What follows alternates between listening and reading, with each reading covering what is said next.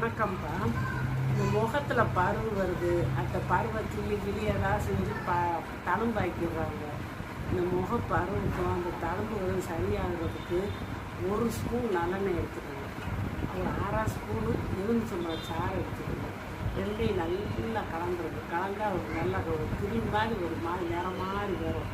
அதை எடுத்து ஒரு பஞ்சு வச்சுக்கோங்க. சின்ன அளவு பஞ்சு தூக்கி போட்டு அந்த பருவு உள்ள இடத்துல, அந்த பருவோட தழும்பு உள்ள இடத்துலலாம் அப்படியே கொஞ்சம் தேய்ச்சி அப்படியே எல்லா பக்கமும் எத்தனை இருக்கோ அது பூரா தேய்ச்சி கொடுங்க. முகத்தில் பூரா கூட தேய்ச்சிட்டு ஒரு 1/2 மணி நேரம் வச்சு குடிச்சுவாங்க. இப்படியே செய்ய செய்ய உங்களுக்கு அந்த பருவும் சரியாகும், அந்த தழும்பும் சரியாகும். நான் பருவு உள்ளவங்க அடிக்கடி பச்சை தண்ணியில் அடிக்கடி தண்ணி அடித்து முகத்தை கலந்துருப்பா.